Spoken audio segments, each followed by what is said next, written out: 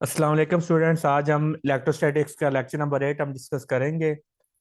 और इस लेक्चर में हमने पढ़ना है गॉस लॉ के बारे में।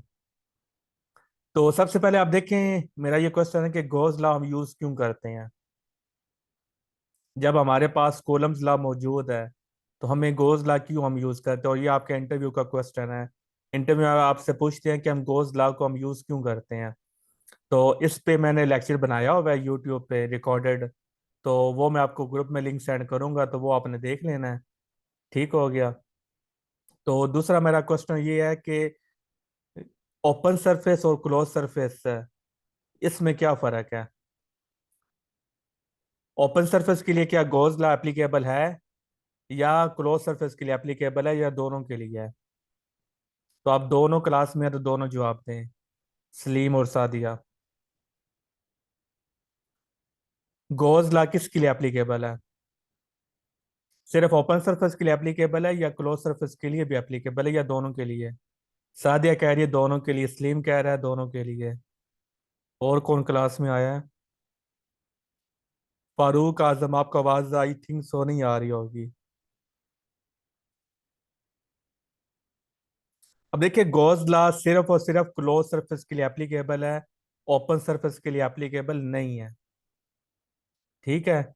ओपन सरफेस के लिए जब हमने इलेक्ट्रिक फ्लक्स मालूम करना है ना, हम ये फार्मूला लगाएंगे, phi is equal to E dot ए।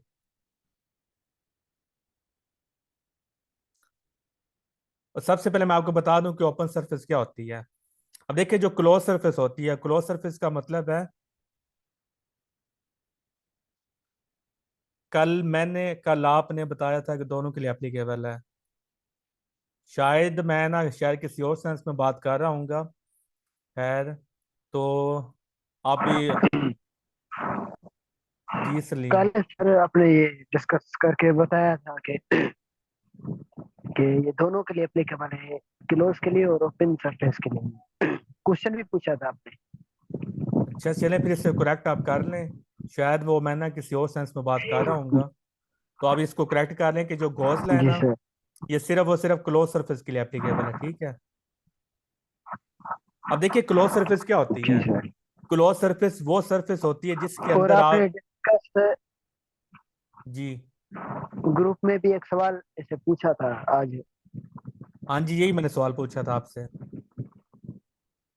उस सवाल के जवाब मैं जी यहाँ जी। पे लेक्चर में दूंगा। अब देखिए जो, हाँ जी, वही साझा बताने लगा हूँ। अब देखिए, जो क्लोज सरफेस होती है ना, क्लोज सरफेस वो सरफेस होती है जिसमें आपको कैद कर दिया जाए, जिसमें आपको कोई चीज बंद कर सके, उसको आप क्लोज सरफेस बोलते हैं। जैसे आपका रूम है, रूम में आपको बंद किया जा सकता है ना, तो ये रूम आपका क्या बन जाएगा, ये आपकी क्लोज सरफेस बन जाएगी। ठीक है। जैसे आपका फुटबॉल है, फुटबॉल इस तरह का होता है। तो फुटबॉल के अंदर आप चीज बंद कर सकते हैं, वो बाहर पे नहीं निकल सकते। तो फुटबॉल में हमारी क्या हो गई, वो हमारी क्या होगी, क्लोज सरफेस होगी। और फुटबॉल को हम, उसकी शेप कैसे होती है, स्फीयर जैसी। तो हमारी जिस तरह अर्थ ये भी स्फीयर है और ये भी स्फीयर है, तो स्फीयर में आप चीज को बंद कर सकते हैं। तो अब देखें जी, ये रूम 4 दीवारों पर कंसिस्ट करता है, 1 2 3 4 और 5। तो अब ये जो सेपरेट दीवार है ना, ये आपकी ओपन सरफेस है, अकेली दीवार है। क्योंकि इस दीवार में ज़ाहिर है, आप दीवार के अंदर तो आप नहीं ना बंद हो सकते। अगर ये कमरे की दीवार है तो इसमें आप बंद नहीं हो सकते। बंद आपने तभी होना जब 4 दीवारें इकट्ठी होंगी। तो तब जब रूम बनेगा तब आपने बंद होना है। तो यानी कि जो अकेली अकेली दीवार है, ये ओपन सरफेस है। और ये जब चारों दीवारें मिल जाती हैं तो ये क्या बन जाती है, ये क्लोज सरफेस बन जाती है। क्लियर, समझ आई सादिया। हाँ, अगर आप अनारकली हो तो ज़ाहिर है फिर आपको दीवार के अंदर चुनवा दिया जाएगा। तो जब आपको अनारकली अगर आपने बनना है तो फिर आपको दीवार में चुनवाया जाएगा। तो फिर अगर आपको, तो ज़ाहिर है जब आप दीवार के अंदर चुनवाई जाएंगी, तो फिर आप, वो दीवार आपके लिए क्या बन जाएगी, क्लोज सरफेस बन जाएगी। अर्थ हमारी क्लोज सरफेस है। नहीं, अर्थ हमारी क्लोज सरफेस नहीं है, क्योंकि हम अर्थ से बाहर जा सकते हैं। हम अर्थ से बाहर जा सकते हैं, तो अर्थ हमारी क्लोज सरफेस नहीं है। अब देखिए गॉस लॉ ये सिर्फ और सिर्फ क्लोज सरफेस के लिए एप्लीकेबल है, ओपन सरफेस के लिए एप्लीकेबल नहीं है। अब देखिए मैंने एक ओपन सरफेस ले ली, अभी ये मैंने ओपन सरफेस ली, सादिया सलीम मैंने अभी आपको बताया कि क्लोज सरफेस वो है जिसके अंदर आप किसी चीज को बंद कर सकें।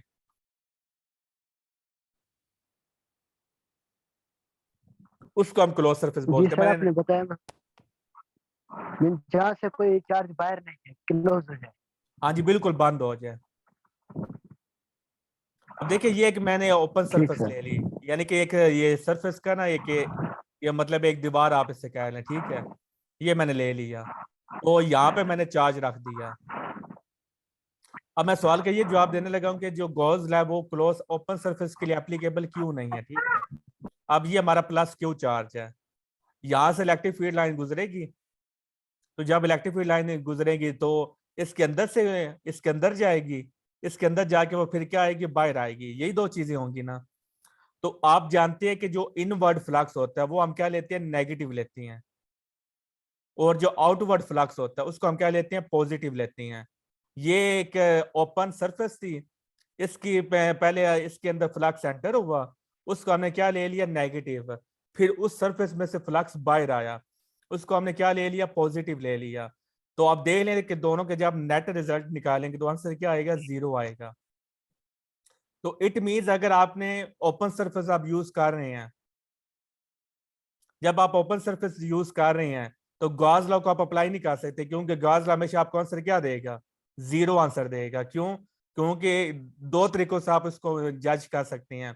पहला तरीका मैंने आपको ये बताया कि अगर आप फ्लक्स के टर्म्स में अगर आप समझना चाहिए कि फ्लक्स 0 क्यों होता है, तो आप फ्लक्स एंटर भी होता है और लीव भी करता है। तो यहाँ पे एंटर होने वाला फ्लक्स वो नेगेटिव होता है और बाहर जाने वाला फ्लक्स पॉजिटिव होता है। तो याद रखने का तरीका क्या है कि नेगेटिव के लिए हम क्या कहते हैं, नेगेटिव में फ्लक्स एंटर होता है ना, तो इसलिए फिर हम इनवर्ड फ्लक्स को हम क्या लेते हैं, पॉजिटिव लेते हैं, और जो पॉजिटिव सॉरी नेगेटिव लेते हैं। और पॉजिटिव चार्ज से क्या निकलता है, फ्लक्स बाय की तरफ जाता है, निकलता है। तो इसलिए निकलने वाले फ्लक्स को हमने क्या किया, हमने पॉजिटिव असाइन किया है, और अंदर आने वाले को हमने नेगेटिव असाइन किया है। तो याद रखना यही तरीका है कि जो एंटर होता है वो नेगेटिव में एंटर होता है, बाहर होता है निकलता है पॉजिटिव के लिए। तो लिहाजा नेगेटिव के लिए वो एंटर होने के लिए हम नेगेटिव यूज करेंगे और बाहर जाने के लिए हम पॉजिटिव यूज करेंगे। तो इस तरीके से आप देख लें, जितनी भी इलेक्ट्रिक फील्ड लाइन, यहाँ तो मैंने एक बनाई है, तो आप जितनी मर्जी बना लें, सबका रिजल्ट क्या आएगा, 0 आएगा। लेकिन ये जो फार्मूला है, इस फार्मूले के मुताबिक 0 नहीं आएगा, क्योंकि इस फार्मूले के मुताबिक इलेक्ट्रिक फील्ड मौजूद है। कितनी लाइंस गुजर रही हैं, 2, तो आप 2, और एरिया आपका कितना है, अगर वो 2 मीटर है तो 2 से मल्टीप्लाई कर दें, तो 4 आपका वो आंसर आ जाएगा। तो यानी कि ये जो फार्मूला है जो हम ओपन सरफेस के लिए यूज कर रहे हैं, ये फार्मूला कह रहा है कि इसमें फ्लक्स 0 नहीं है, लेकिन गॉस लॉ कह रहा है कि इसमें फ्लक्स 0 है। तो यानी कि यहां पर फिर हम गॉस लॉ को अप्लाई नहीं कर सकते। दूसरी बात, ये तो पहला तरीका मैंने बताया कि गॉस लॉ के मुताबिक यहाँ पर फ्लक्स, गॉस लॉ यहाँ पर वैलिड क्यों नहीं है। अब दूसरी बात, गॉस लॉ क्या होता है, Q divided by E not होता है। तो ये क्यू हमारा कौन सा होता, क्यू होता है ये क्यू हमारा कौन सा क्यू होता है गॉस लॉ में,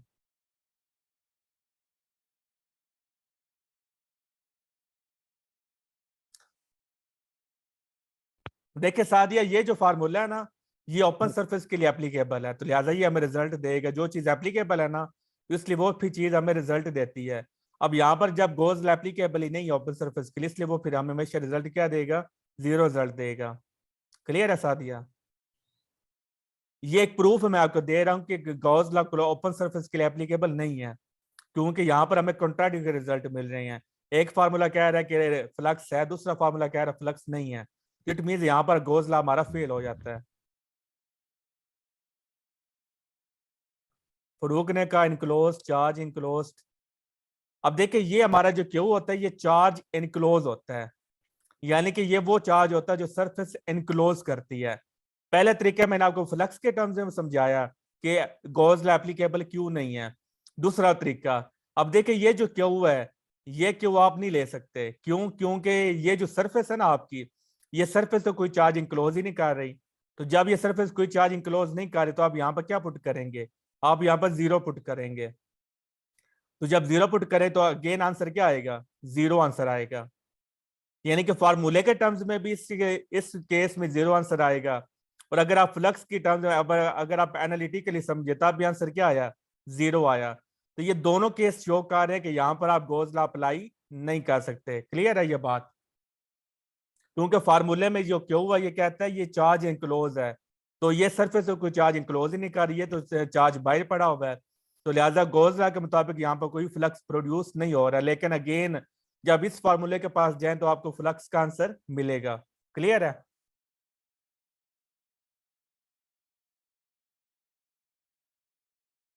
क्लियर है तो बताएं।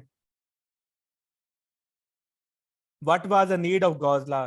फारूक, इसके लिए ना मैंने वो लेक्चर बनाया हुआ है, तो वो मैं ग्रुप में लिंक शेयर कर दूंगा। तो वहां से फिर आप इसका आंसर देख लीजिएगा कि हम गोज लॉ यूज क्यों करते हैं।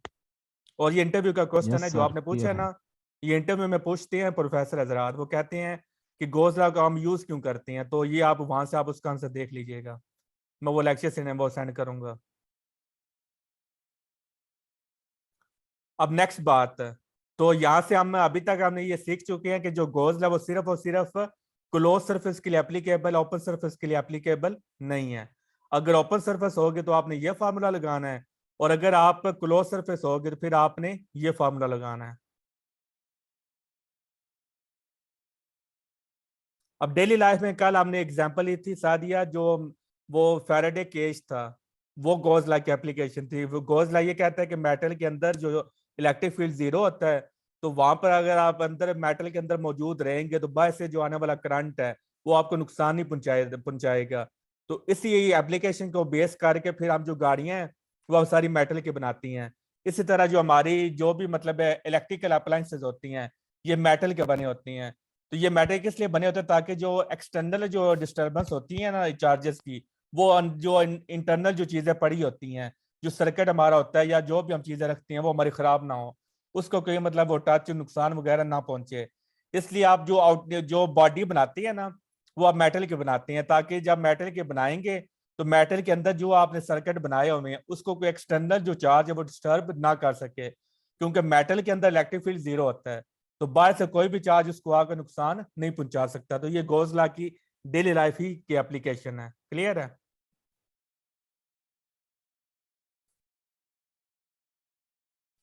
तो दूसरी बात यह है कि जो गोज लॉ है, अब ये जो फार्मूला है ना, ये फार्मूला कहता है कि जो इलेक्ट्रिक फ्लक्स है वो डिपेंड करता है इलेक्ट्रिक फील्ड पे, number one. Number two, area पे डिपेंड करता है, और थीटा पे डिपेंड करता है। तो ये फार्मूले में ये कल हमने एमसीक्यू भी किया था। तो ये फार्मूला कहता है कि जो हमारा इलेक्ट्रिक फ्लक्स होता है वो इलेक्ट्रिक फील्ड पे भी डिपेंड करता है, एरिया पे भी डिपेंड करता है, और एंगल पे भी डिपेंड करता है। तो ये तो बात होगी ओपन सरफेस की। अब आ जाते हैं क्लोज सरफेस पे। ये मैंने क्लोज सरफेस ले ली, ठीक है। अब देखिए क्लोज सरफेस जब आपने गोज लॉ को यूज करना है, तो गोज लॉ कहता है कि चार्ज इनक्लोज लाजमी होना चाहिए। तो ये जो जाहिर है क्यों को हमने चार्ज इनक्लोज होता है, तो आपने चार्ज को बाहर नहीं रखना। अगर आप क्लोज सरफेस आपके सामने पड़ी हुई है और आपने क्या किया, चार्ज को बाहर रख दिया है, जब आप चार्ज को बाहर रखेंगे ना तो यहाँ पर अगेन इलेक्ट्रिक फ्लक्स कितना हो जाएगा? जीरो हो जाएगा। कैसे? अब देखिए एंटर हो रहा है फ्लक्स और बाहर निकल रहा है, तो एंटर होने के लिए हम नेगेटिव लेते हैं और बाहर जाने के लिए हम क्या लेते हैं? पॉजिटिव लेते हैं। तो यहाँ लिहाजा यहाँ पर जो फ्लक्स हो जाएगा वो जीरो हो जाएगा। और अगर आप फार्मूले के से देखें तो फार्मूला भी ये कहता है कि चार्ज इंक्लोज यहाँ पर नहीं है, क्योंकि हमारा चार्ज बाहर पड़ा हुआ है यहाँ पर क्लोज सरफेस। यहाँ पे मैंने ओपन सरफेस की पहले एग्जांपल दी थी, अब मैं दे रहा हूँ क्लोज सरफेस की। सरफेस हमारी क्लोज है लेकिन जो चार्ज है वो बाहर पड़ा हुआ है। इस क्लोज सरफेस ने कोई चार्ज इनक्लोज नहीं किया हुआ। तो पहला जो वे मैंने आपको समझाया उस लिहाज से भी फ्लक्स जीरो, एनालिटिकली जो मैंने आपको बताया। दूसरा वे फिर आपको मैंने बताया कि जो चार्ज इनक्लोज है वो यहाँ पे नहीं हो रहा, तो फार्मूले के मुताबिक यहाँ पे फ्लक्स जीरो है। तो इसलिए जब आपने क्लोज सरफेस यूज करनी, इसके अंदर चार्ज लाजमी होना चाहिए ताकि ये चार्ज को इनक्लोज करे। नहीं गोज रहा इमेजिन नहीं है, ये एक्सपेरिमेंटल है सादिया। क्योंकि गॉस लॉ जो है ना, ये हमारा वो क्या से कहते हैं, जो कोलम्स लॉ वो भी एक्सपेरिमेंटल और ये भी एक्सपेरिमेंटल है। अब देखिए आपने चार्ज को अंदर रख दिया, ठीक है। अब आपका ये सवाल बनना चाहिए कि जब आप चार्ज को अंदर रखें, क्या यहाँ पे फ्लक्स जीरो होगा या नहीं होगा। तो जब आप चार्ज के अंदर रखेंगे ना, तब यहाँ पे फ्लक्स जीरो नहीं हो सकता, क्योंकि सारे के सारा फ्लक्स यहाँ से बाहर जाना है। कोई भी फ्लक्स यहाँ पर अंदर नहीं आ रहा, क्योंकि चार्ज अंदर पड़ा, तो अंदर से यहाँ से इलेक्ट्रिक फील्ड लाइंस आएंगी और सारी की सारी इलेक्ट्रिक फील्ड लाइंस क्या करेंगी, बाहर निकल जाएंगी। तो इस केस में फिर आपका जो फ्लक्स है वो जीरो नहीं होगा। जब तक चार्ज आपके अंदर पड़ा है तो फ्लक्स आपका जीरो नहीं होगा, नंबर वन। नंबर टू, जब आपके क्लोज सरफेस हो और आपसे पूछा जाए कि फ्लक्स किस चीज पे डिपेंड करता है, तो फ्लक्स दो चीजों पे डिपेंड कर रहा है। एक चार्ज इन क्लोज पे डिपेंड कर रहा है, दूसरा मीडियम पे डिपेंड कर रहा है। तो यार, और जब ओपन सरफेस हो तब चार्ज मीडियम पे डिपेंड नहीं कर रहा, तब इलेक्ट्रिक फ्लक्स पे, इलेक्ट्रिक फील्ड पे डिपेंड कर रहा है, एरिया पे डिपेंड कर रहा है और थीटा पे डिपेंड कर रहा है।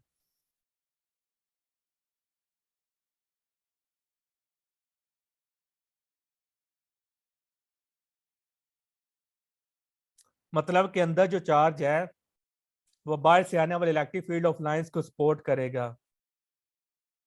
नहीं, यहाँ पे एक ही चार्ज मैंने लिया है, उसी चार्ज की जो इलेक्ट्रिक फील्ड लाइंस वो बाहर जा रही हैं। कोई और चार्ज यहाँ पे मैंने लिया ही नहीं है, सिर्फ एक ही चार्ज है सादिया। क्लोज सरफेस के अंदर मीडियम चेंज करने से फ्लक्स चेंज होंगे। हाँ जी, फ्लक्स चेंज होगा, क्योंकि ये फार्मूला कहता है कि Q divided by E not. E not क्या होता है, परमिटिविटी ऑफ फ्री स्पेस। अगर यहाँ पर आप मीडियम प्लेस कर देंगे तो फिर हमारा फ्लक्स चेंज हो जाएगा। तो क्लोज सरफेस के केस में जो फ्लक्स है वो एरिया पे डिपेंड नहीं करता, वेरी इंपॉर्टेंट है, एरिया पे डिपेंड नहीं करता in case of close surface. Shape पे डिपेंड नहीं करता, जियोमेट्री पे डिपेंड नहीं करता in case of close surface. तो क्लोज सरफेस में एरिया पे डिपेंड नहीं करता, लेकिन ओपन सरफेस के लिए एरिया पे डिपेंड करता है। ओपन सरफेस के लिए शेप पे भी डिपेंड करता है। मतलब अगर आपकी शेप इस तरह की हो, एक ये शेप है और एक आपकी ये शेप है। अब देखें, अब ये शेप है और एक ये शेप है, तो साइज पे भी डिपेंड कर रहा है, यानी एरिया पे भी डिपेंड कर रहा है। अब इस शेप में इलेक्ट्रिक फ्लक्स कुछ और गुजरेगा और इस शेप में इलेक्ट्रिक फ्लक्स कुछ और गुजरेगा। तो यानी कि ओपन सरफेस के लिए वो शेप पे भी डिपेंड करता है, एरिया पे भी डिपेंड करता है, ज्योमेट्री पे भी डिपेंड करता है, एंगल पे भी डिपेंड करता है और इलेक्ट्रिक फील्ड पे भी डिपेंड करता है। लेकिन क्लोज सरफेस के लिए सिर्फ और सिर्फ वो चार्ज पे डिपेंड करता है, चार्ज इन क्लोज पे डिपेंड करता है और मीडियम पे डिपेंड करता है। क्लियर है यहां तक।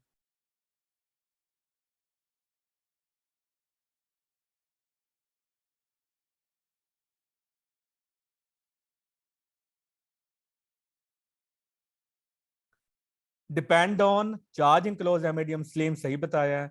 बाहर के मीडियम पे डिपेंड करेगा।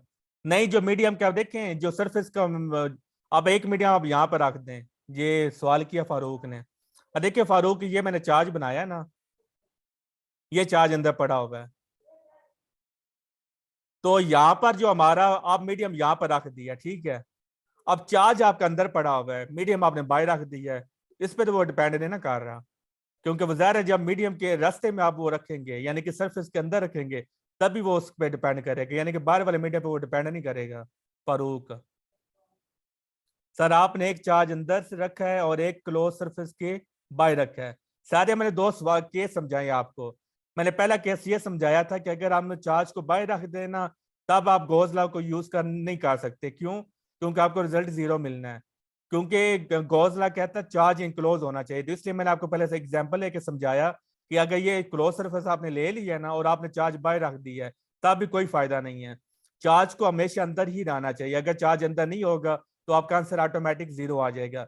ये बात मैं समझा रहा था। चार्ज मैंने दो केसेस मैंने समझाए। पहला मैंने आपको समझाया कि बाहर चार्ज पड़ा हुआ है, कि उसके केस में आंसर जीरो आ रहा है, तो लिहाजा आपने बाहर नहीं रखना बल्कि अंदर रखना है। अंदर रखेंगे तो आपको रिजल्ट मिलेगा, बाहर रखेंगे तो आपको रिजल्ट नहीं मिलेगा, क्योंकि फार्मूला में कहता है कि चार्ज इनक्लोज होना चाहिए। क्लियर है सादिया?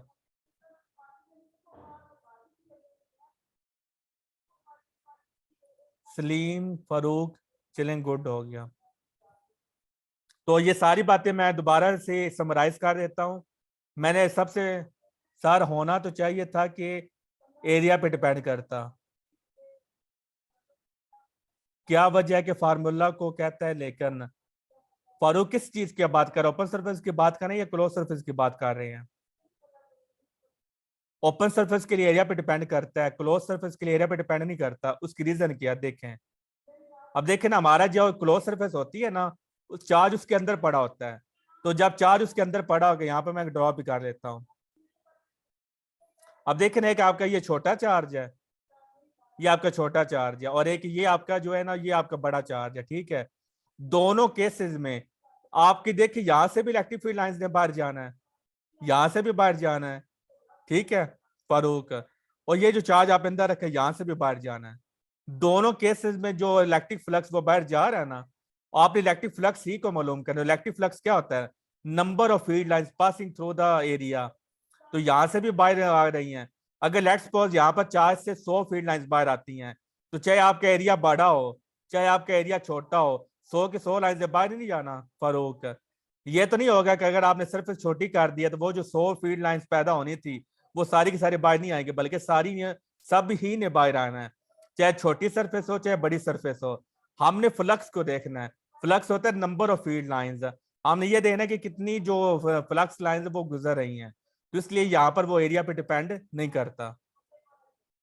अगर वो बाहर होता ना चार्ज, जैसे आप कह रहे थे, अगर चार्ज बाहर पड़ा और सरफेस आपकी यहाँ पे पड़ी है, तो तब यहाँ पर आपके एरिया पे डिपेंड करता है। क्यों? क्योंकि ये इसका जो इलेक्ट्रिक फील्ड है, ये यहाँ पर भी जा रही हैं, यहाँ पर भी जा रही हैं। तो हमने सिर्फ वो लाइंस देखनी है कि जो इसमें से गुजरेंगी। अब यहाँ पर अगर एरिया छोटा होगा तो यहाँ पर छोटी लाइन, वो थोड़ी लाइन गुजरेंगी। अगर आपके एरिया बड़ा कर दें तो आपके एरिया लाइन जो है वो ज्यादा गुजरेंगी। तो इस केस में एरिया पे डिपेंड करता है, लेकिन जब क्लोज सरफेस होगी, चार्ज आपका अंदर पड़ा होगा, फिर वो एरिया पे डिपेंड नहीं करता। तो मैं इसको दोबारा समराइज कर देता हूं जो अभी तक मैंने पढ़ाया। मैंने सबसे पहले आपको बताया कि जो गॉस लॉ वो सिर्फ क्लोज का सरफेस के लिए एप्लीकेबल है, ओपन सरफेस के लिए एप्लीकेबल नहीं है। फिर मैंने आपको बताया कि क्लोज सरफेस क्या होती है और ओपन सरफेस क्या होती है।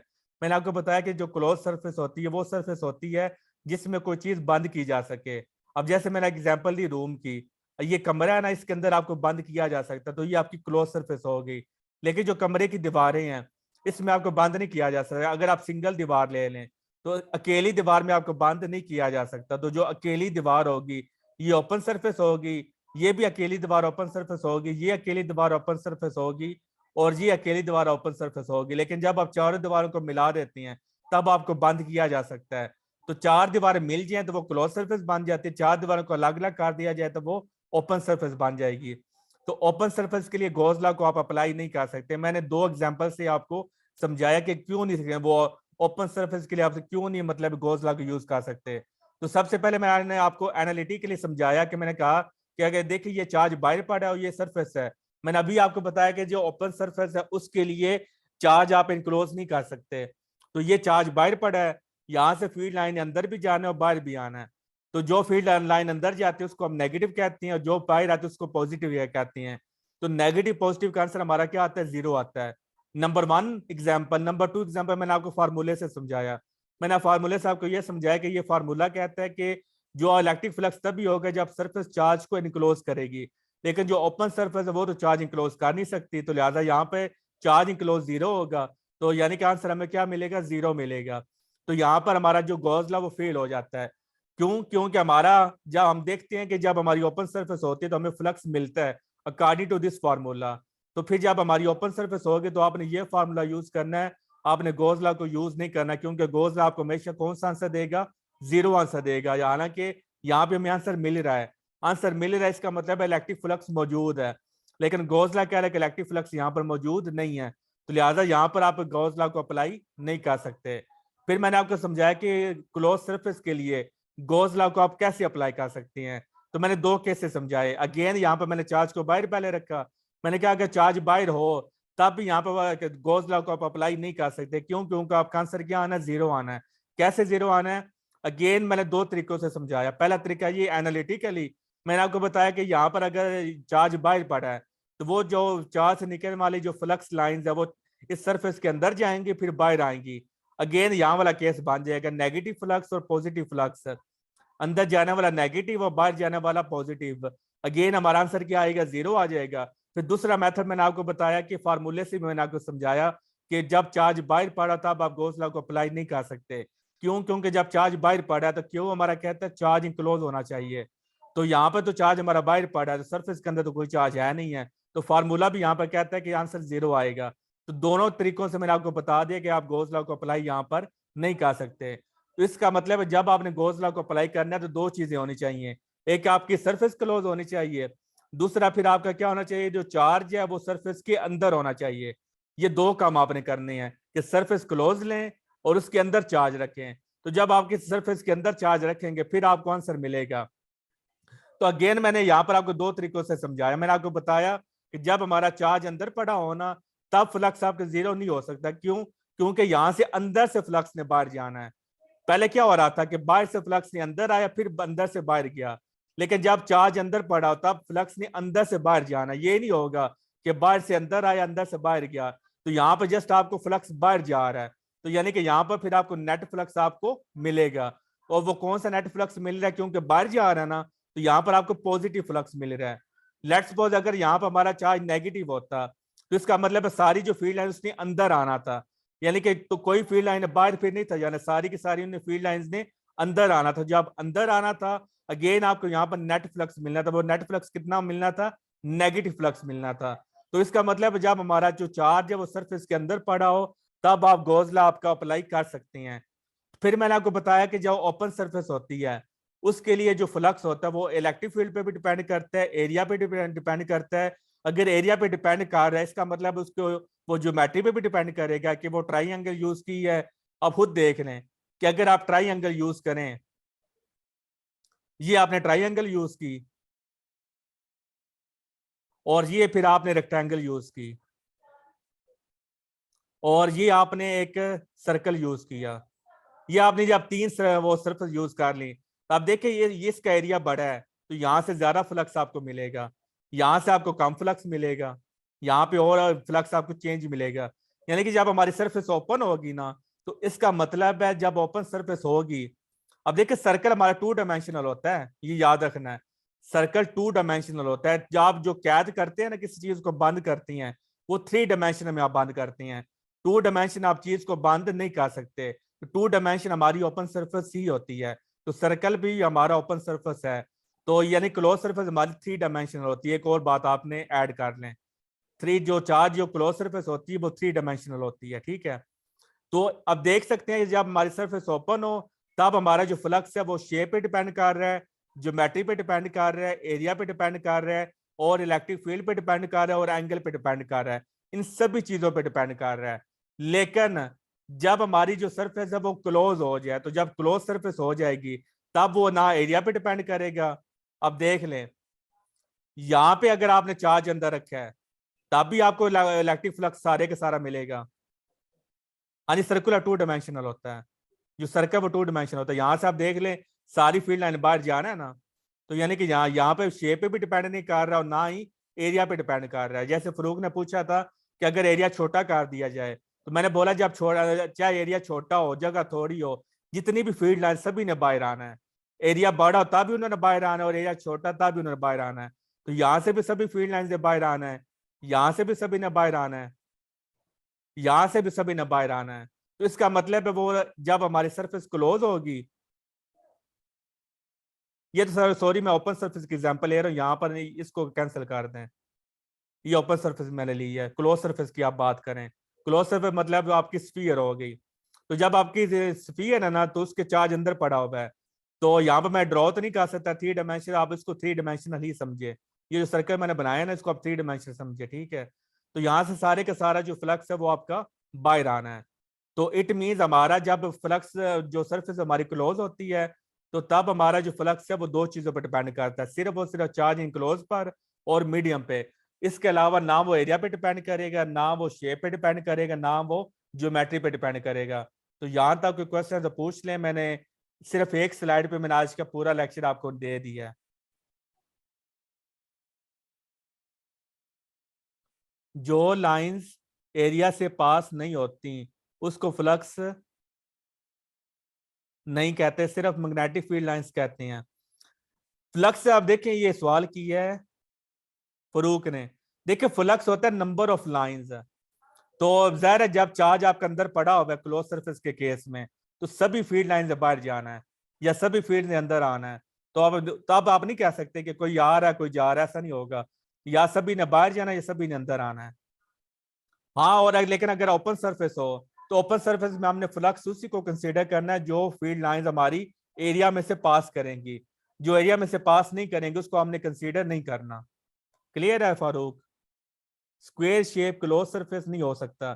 जो भी टू डायमेंशनल चीजें हैं ना वो क्लोज सरफेस नहीं होती, वो मतलब ओपन सरफेस ही होती हैं। Two dimensional surfaces, three dimensional surface हमारी स्लिम वो क्लोज होती हैं। क्लियर है slim?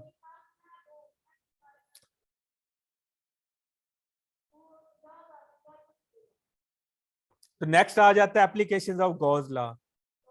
Shape of Gaussian surface. अब देखिए जो गॉसियन सरफेस की शेप है तो वो स्फेरिकल होती है, सिलेंड्रिकल होती है, बॉक्स टाइप होती है, यानी एनी आर्बिट्रेरी क्लोज शेप किसकी होती है? हाँ जी, क्यूब क्लोज होता है क्योंकि वो थ्री डायमेंशनल है। फरूक सही कह रहे हैं। तो इसका आंसर क्या है? डी। किसी भी शेप की आप उसको गॉसियन सरफेस आप ले सकते हैं। अब जरा जो आपको क्लोज सरफेस दी हुई है ना, उसके हिसाब से आपने क्या करनी है, गॉसियन सरफेस को आपने इमेजिन करना होता है। Electric field inside a hollow charge sphere is. अंदर जो चार्ज होता है inside a hollow charge sphere वो क्या होता है? जीरो होता है। अंदर कोई इलेक्ट्रिक फील्ड नहीं होता। The potential inside a hollow charge sphere conductor varies directly as distance, varies inversely as distance, is constant, या varies inversely as square of distance। तो इसका आंसर क्या होगा? The potential inside a hollow charge sphere conductor. Sir ये ऊपर वाला MCQ read वाला फिर से समझाना। कौन सा? जो ये ऊपर वाला? जीरो वाला था। ये अभी आने पड़ी नहीं एप्लीकेशन जी जी ये। के चार्ज जो चार्ज हॉलो चार्ज हो, हॉलो का मतलब होता है खाली। तो जब वो है ही खाली तो उसके अंदर इलेक्ट्रिक फील्ड लाइन कैसे होगी? हम वर्ड यूज कर रहे हैं ना हॉलो के, इसका मतलब वहां अच्छा पे इलेक्ट्रिक फील्ड जीरो होगी। मीन्स अंदर चार्ज नहीं है, हाँ चार्ज जी, है। अंदर अंदर इलेक्ट्रिक फील्ड लाइन नहीं है। अगर अंदर हो तो फिर तो होगी ना। हाँ जी, फिर तो होगा। लेकिन अंदर अगर पड़ा रहे तब, क्योंकि आप जब कंडक्टिंग स्फीयर लेते हैं ना, अगर आप ये कंडक्टर है, इसके अंदर आपने चार्ज रखा, जैसे ही आपने इसको अंदर रखा ना वो फौरन भाग के सरफेस पे आ जाएगा। तो यानी कि यहाँ पे चार्ज कभी भी अंदर रहते ही नहीं है, जो जितना मर्जी आप अंदर रख लो उसने भाग भाग के सरफेस पे आ जाना है। तो कंडक्टिव स्फीयर के लिए भी हमारा जो इलेक्ट्रिक फ्लक्स वो इलेक्ट्रिक फील्ड वो जीरो ही होता है। जी राबिया, इसका आंसर बताओ। Option the potential inside a hollow charge spherical conductor is constant, varies directly या इनवर्सली या स्क्वायर ऑफ डिस्टेंस।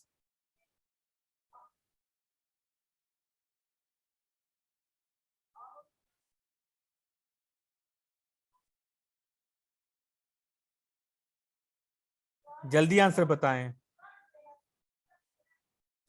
रीजन बताएं स्लिम कांस्टेंट कैसे है?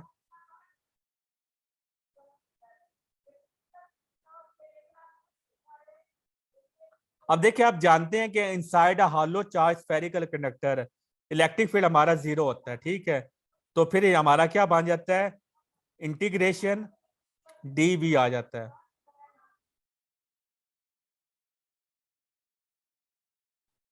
इंटीग्रेशन डेरिवेटिव से कट गई तो जीरो की इंटीग्रेशन हमारी क्या आ गई? कांस्टेंट। तो यानी कि जहां पर हमारा इलेक्ट्रिक फील्ड जीरो होता है तो वहां पर हमारा जो पोटेंशियल है वो कांस्टेंट होगा। क्लियर है? अब देखिए ये मैंने आपको फार्मूले से बताया कि जब यहाँ पर हमारा इलेक्ट्रिक फील्ड जीरो है वहां पर हमारा पोटेंशियल कांस्टेंट होगा। अब मैं आपको एनालिटिकली भी समझाता हूँ। अब देखिए जो इलेक्ट्रिक फील्ड है वो क्या होता है? इलेक्ट्रिक फील्ड है चेंज इन पोटेंशियल। तो जब हमारा चेंज हमारा पोटेंशियल ही चेंज नहीं हो रहा तब हमारा इलेक्ट्रिक फील्ड जीरो होगा। अगर हमारा पोटेंशियल चेंज हो रहा है ना फिर हमारा इलेक्ट्रिक फील्ड जीरो नहीं हो सकता। तो आप एनालिटिकली भी आप देख सकते हैं कि हमारा अगर जब ये वी कांस्टेंट हो जाए तो मतलब चेंज जीरो आ गया, तो तब इलेक्ट्रिक फील्ड का आंसर क्या आता है? जीरो आता है। तो चाहे आप इससे समझ लें या इससे समझ लें, दोनों सेम ही रिजल्ट देते हैं। और यहां से ये हमें रिजल्ट मिलता है कि जब हमारा इलेक्ट्रिक फील्ड 0 हो तो तब हमारा जो पोटेंशियल है वो हमारा कांस्टेंट होता है।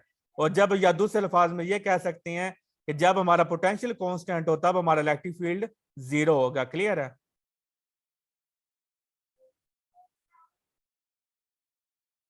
क्लियर है?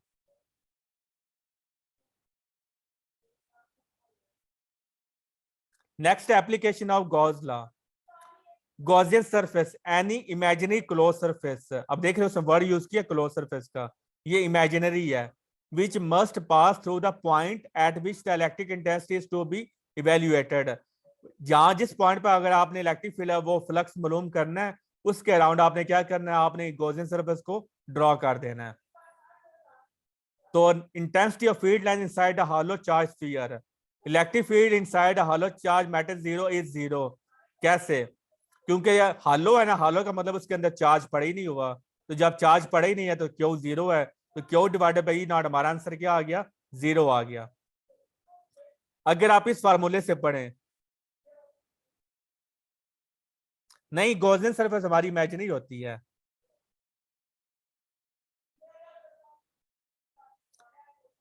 सादिया, या गॉसियन सरफेस हमारी इमेजिनरी सरफेस होती है।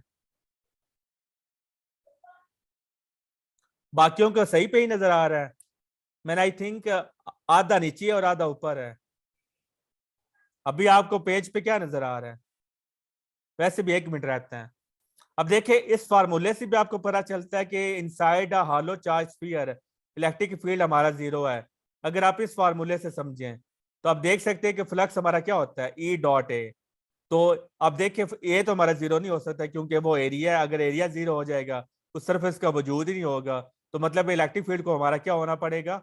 0 होना पड़ेगा। तो दोनों फार्मूले से आप देख सकते हैं कि इलेक्ट्रिक फील्ड हमारा 0 है। Very important point, any apparatus place with in a metal enclosure is shielded.